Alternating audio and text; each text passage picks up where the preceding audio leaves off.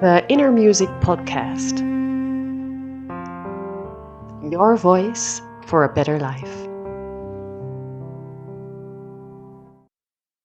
I have a very special guest on my podcast, and I got to know her at a very, very interesting evening. It was International Women's Day. It was. It was. And I sang a song, and it was called Wonderful Tonight. And gosh, got to know Liz on a very direct and clear level because she told me this song, you can't really sing this song. And I was just like feeling so innocent, like, what? It's just such a sweet song.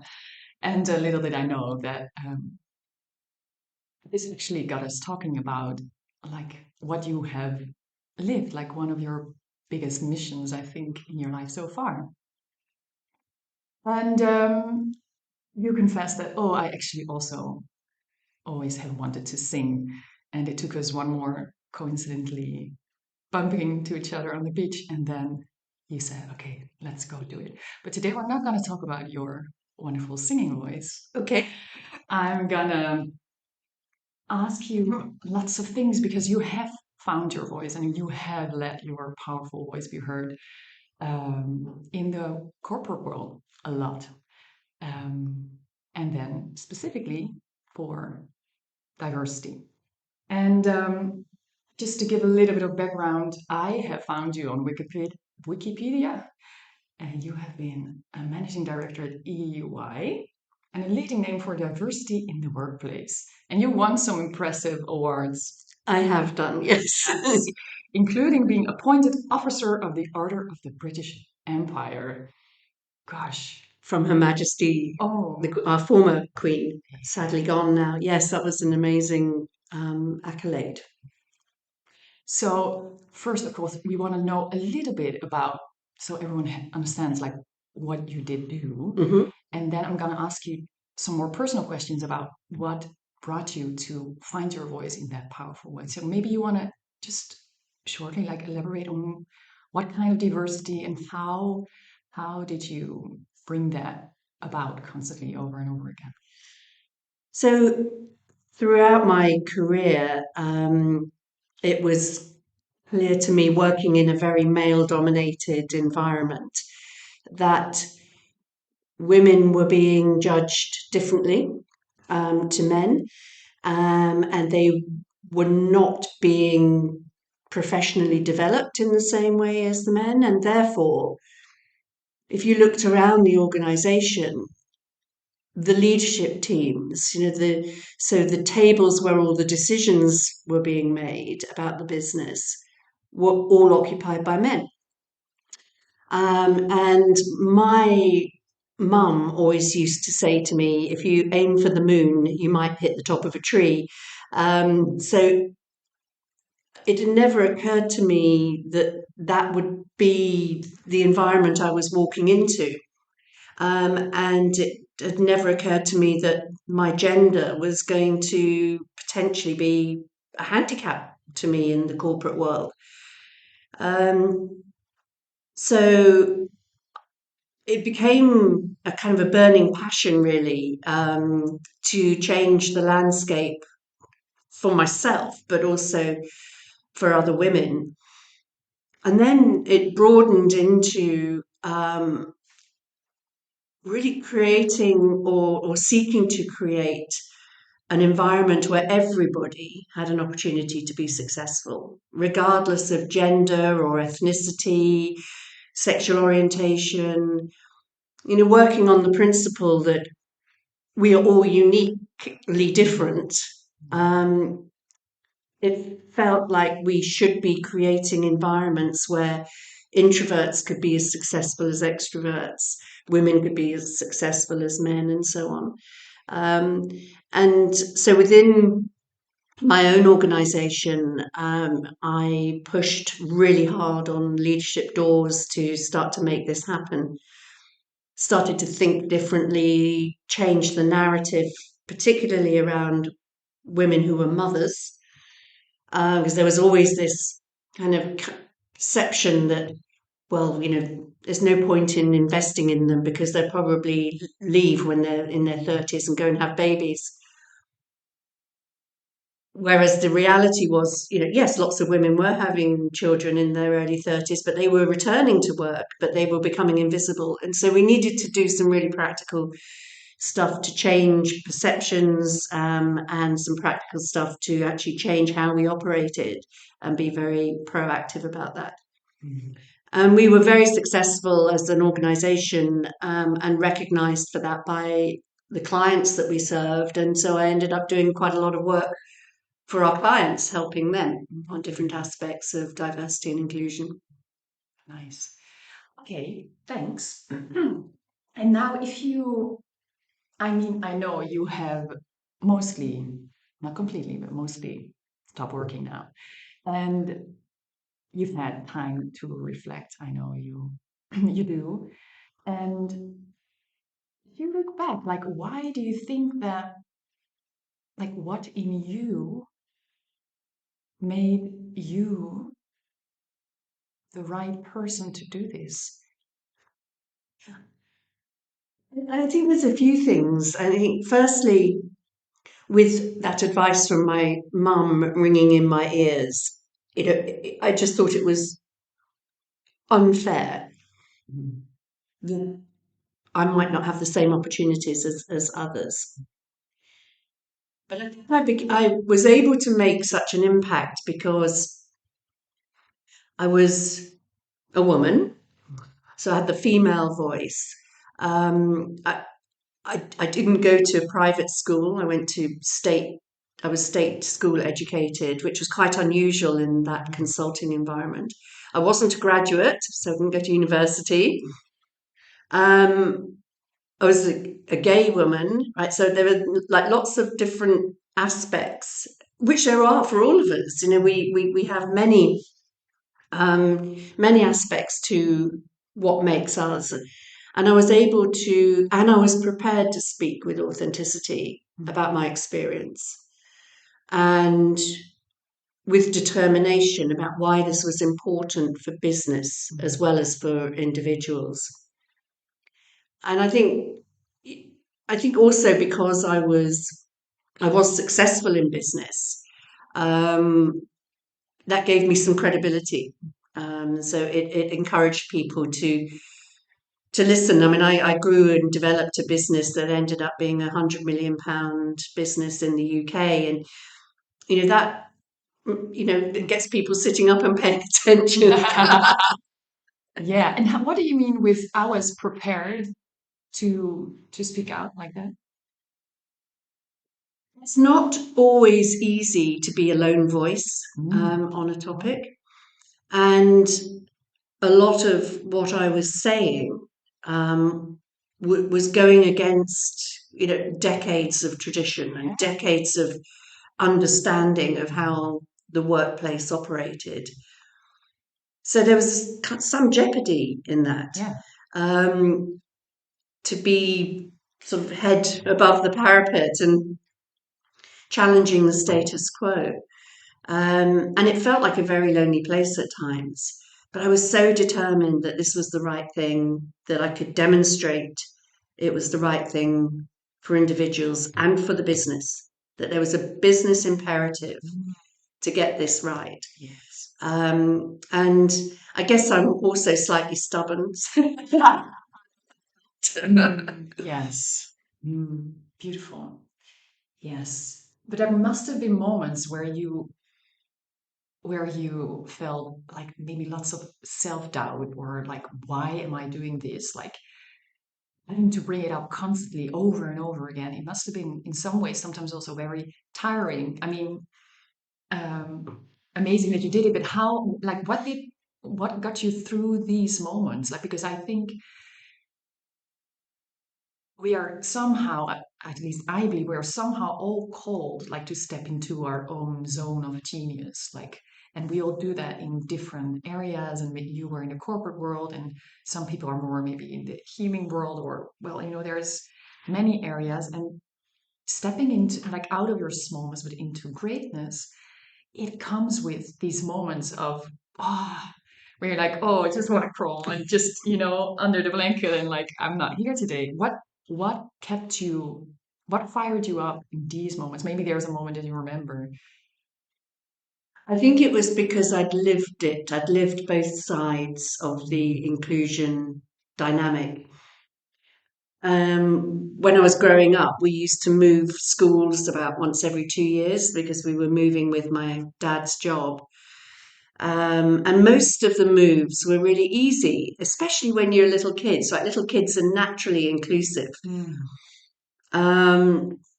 But we moved schools at one point when I was 13-year-old girls. Somewhat tricky. Yeah. And I moved into a school in West London that had very, very low turnover of students. So it was quite unusual to be the new kid. And everybody had grown up through their schooling with one another, and I was excluded. It was like nobody, wanted to know me. And I really struggled so much. My academic performance declined. My behaviour, both at home and at school, became absolutely shocking. I was bunking off school and my attendance was really poor. And I was like just desperately unhappy. And I don't think, Malou, we would be having this conversation today if we hadn't moved again 2 years later when I was 15. And that move took us to Paris. And I went to the British school in Paris, which there were about 30 or 40 different nationalities of students there. And every single one of them had moved schools at least once. So they knew what it was like to be the new kid.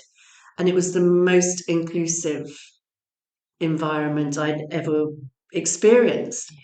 And contrasted with the previous 2 years, and I just flourished. So when I really had to tap deep into my inner resources, I would go back to that time, back to that 13-year-old whose voice you unleashed. And kind of said, like, look, I'm doing it for you. Yeah. And I also, so that was where I got my sort of inner resources and strength from. But I also learned quite quickly that it was okay, even in a highly competitive, quite aggressive corporate world, it's okay to ask for help. You people, your tribe, but it's not a weakness. And so I would reach out within the organization to people who were, friends and who were supportive of my agenda. And, in those moments of doubt, I would just sit with them and they would help me kind of recenter and recalibrate. Yeah. So they could like lift you up again. Yeah. Realign with your mission. And together we rise. And, there were some men in there as well. Yeah. And that was super powerful to get their perspective on how to keep going, but also how to, if I was particularly stuck in getting a message across, how to reframe the question, reframe the answer. So enormously helpful. You can't do a lot of this stuff on your own. Yeah. So having your tribe is really important. Yeah, and I think I'm also hearing you said that in the beginning, like that you were both like really connected, like part of that world, and at the same time from the inside trying to. So you were not there. I mean, of course, there were sometimes like polarities, but you never lost touch with what you were trying to change, right? I mean, it's sometimes I feel that we're just fighting to something that we don't consider ourselves to be a part of, and then it's really hard to to make a change because if you're not identifying with them, they're like, yeah, well, fuck you, I don't care. Yes. So Yeah. what courage it takes to stay part of it, and at the same time be authentic, like be true, be. And I love how you're saying that this is a big part of the fuel is rooted in your personal life, which was actually a really hard part of your personal life, but somehow has such a deep meaning, or has gotten such deep meaning um, over the course of your life. Yeah. And just being able to go back to that, and not just the darkness a bit, but also the light, that this can be different. Yes. And it can be different for everyone, and we will all benefit. But it's hard, in a highly competitive environment. There is a mindset that everything is a zero-sum game. That if you win, then that must mean that I lose. So if you get a bigger piece of the pie, then my bit must be getting smaller. As opposed to, well, actually, if we do this well together, the pie gets bigger for everybody. The pie is not finite. The pie can grow, and we can all benefit. So yeah, tough, but necessary.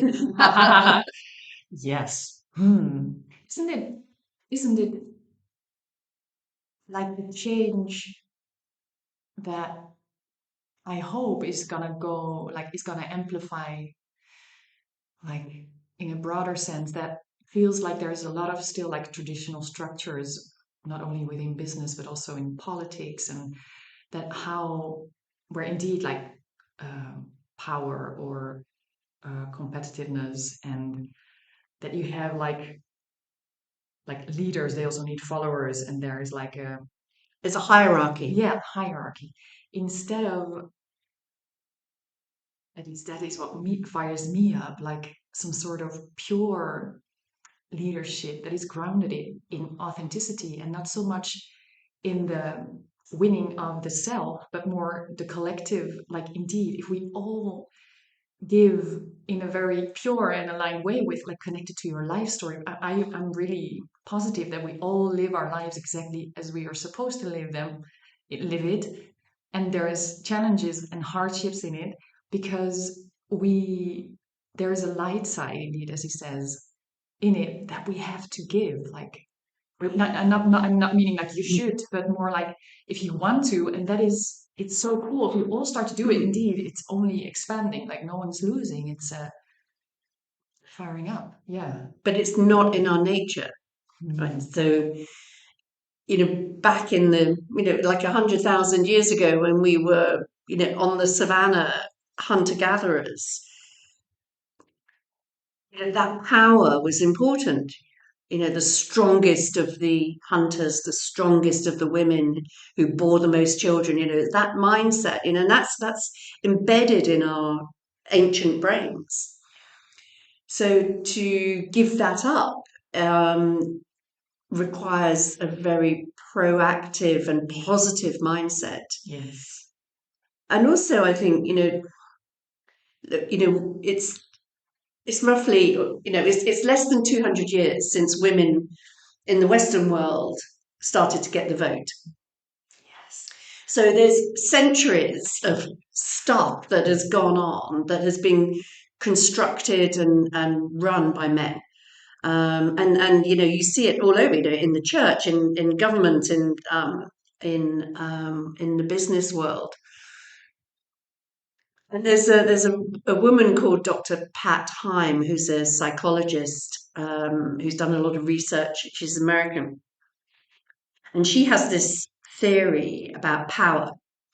And she says, the power dynamics are reinforced in children at a really young age. She said, if you think about the games that little boys play, typically, they are team games, right? So there's a manager, there's a captain, there's a vice captain. Everybody has a role on the football team or the rugby team or the cricket team or whatever it is. and everybody knows their position, and everybody plays to that position, and everybody understands the hierarchy of command and control. Little girls typically will play with dolls, or play shop or whatever, and there's no such thing in this woman's theory. There's no such thing as a chief doll player, right? Little girls play nicely in a very even way. Everybody's equal. So then when we come into one of these male constructs like the workplace, we don't know how to play the game because we're not used to being in that way, in that game, in that hierarchy, understanding that there are rules and you need to navigate them. So it's some very interesting work that this woman's done, and certainly something, I recognise all of that. I remember when my brother and I were little, and we were each given a dressing up outfit for Christmas. And I was given a nurse's outfit, not that I had ever expressed any interest in nursing. Yeah. And he was given a Captain Scarlet military uniform from the TV puppet show, Captain Scarlet. And I was furious. I remember being furious. I want this girl's dress, with a little bag full of stuff to help other people. I wanted his outfit with the gun. It was in you pretty young. Yeah. So I think we there's something, I think, for all of us to think about in terms of the expectations of young girls, and your daughters, Malou, I hope they know that they could be president of the United States or an astronaut or whatever they want to be, that there's nothing that is going to stop them simply because they're female. Yes. Yeah, thanks. I appreciate. Yeah, well, I think it's nice that I have a business and my husband supports me and is at home, so at least there is some change, I think. There's also some research that says that children are, in terms of role models, are more impacted by seeing dads in a supportive role to their wives than they are seeing mums working, mum working fine, whatever. But they're more impacted by the role modelling of men like Andreas who work themselves but also support you and the household and the family. Yes, nice, good. One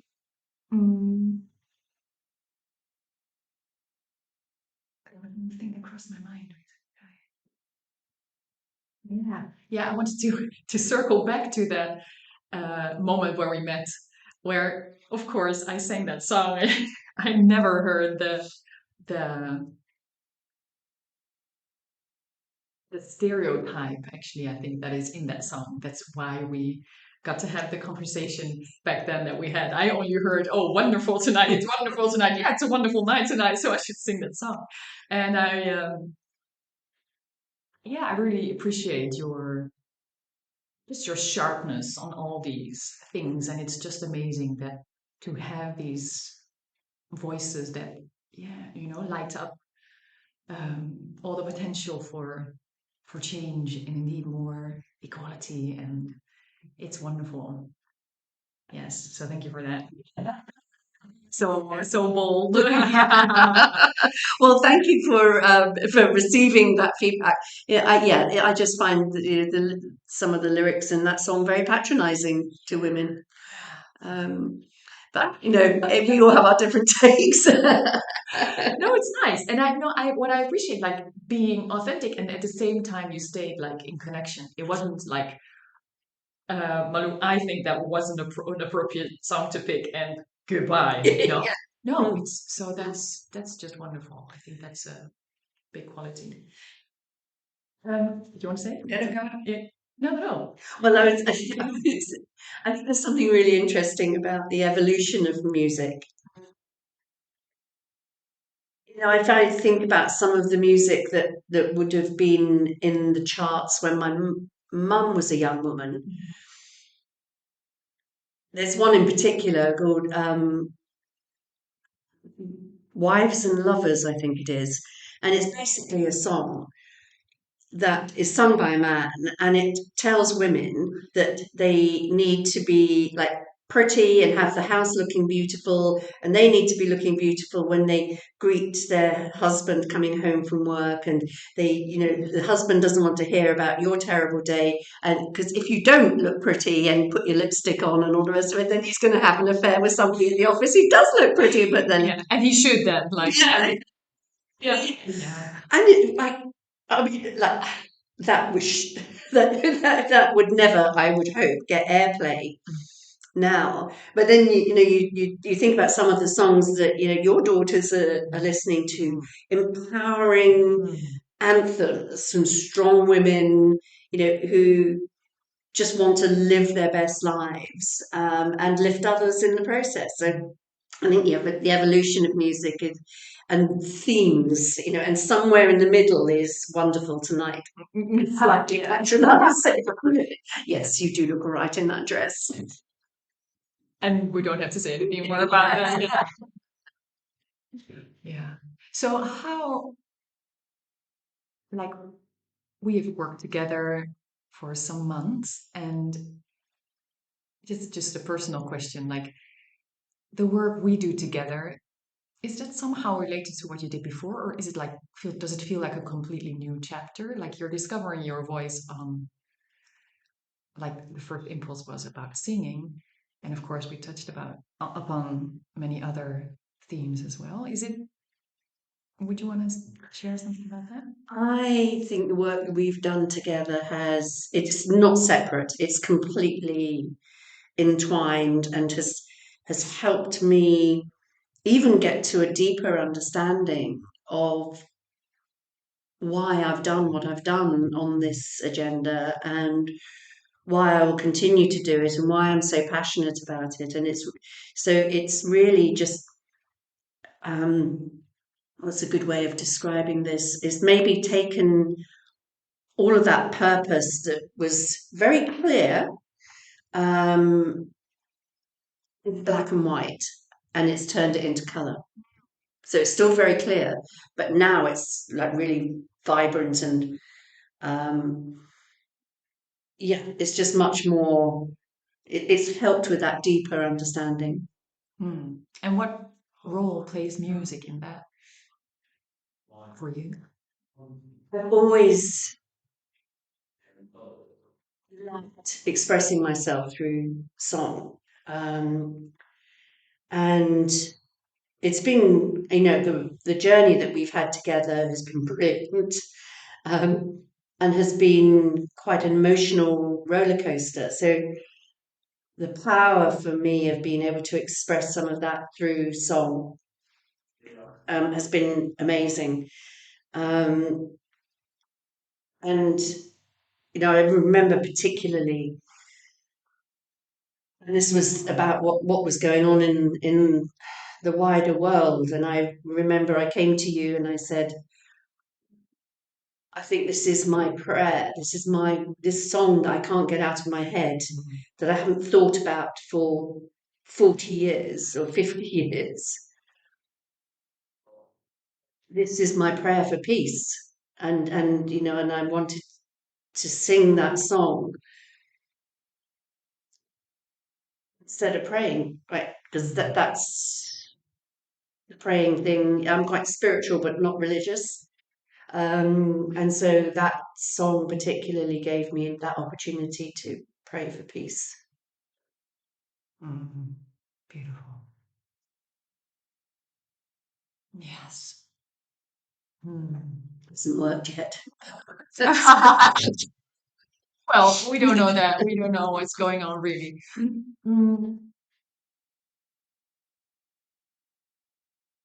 think it's safe to say that storytelling is one of your gifts. When you connect to storytelling, your singing is amazing. Like you really know how to tell a story.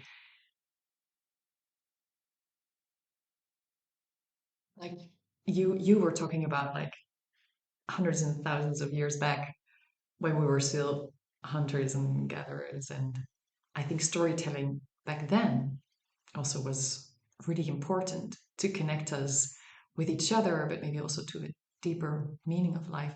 How the like storytelling, it seems to some people are quite pessimistic about it, that it's kind of disappearing out of our society because like people are less religious and but I personally think it's just changing.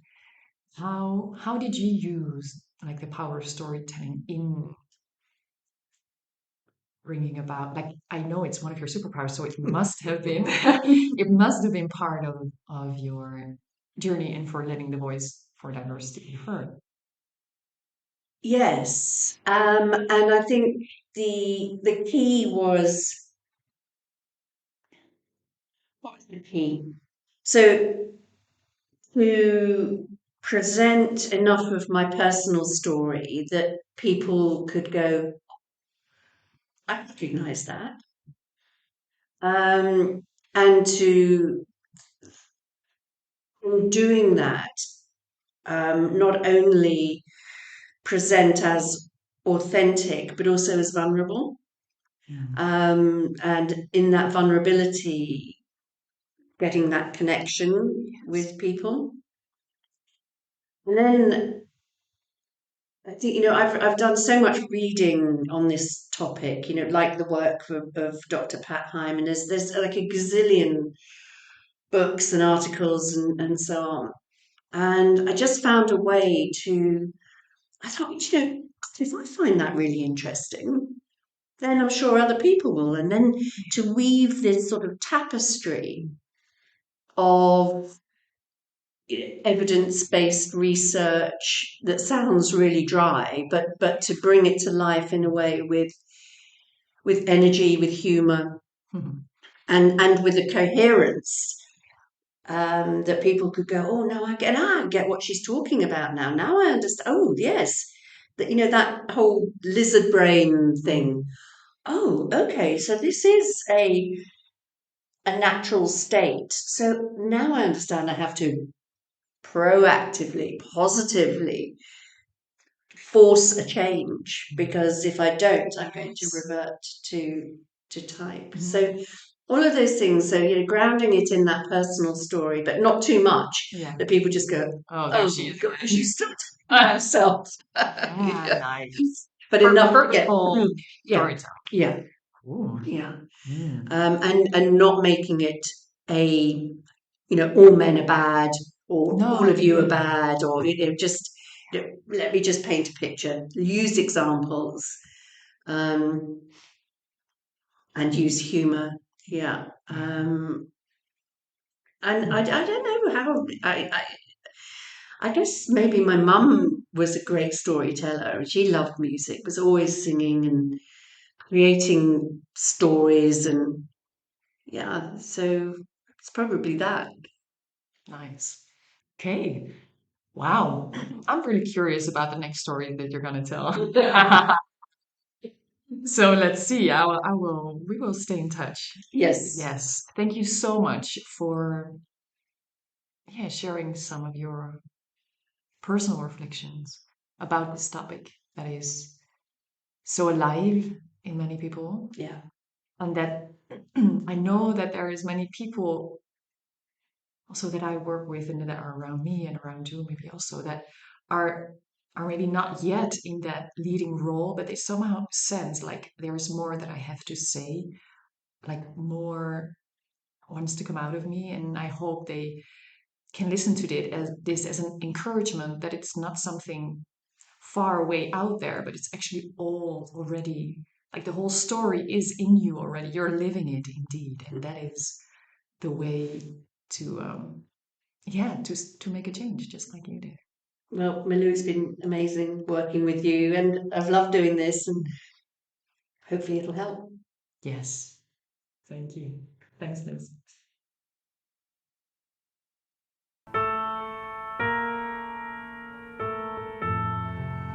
For more information about my work, innermusicmethod.com.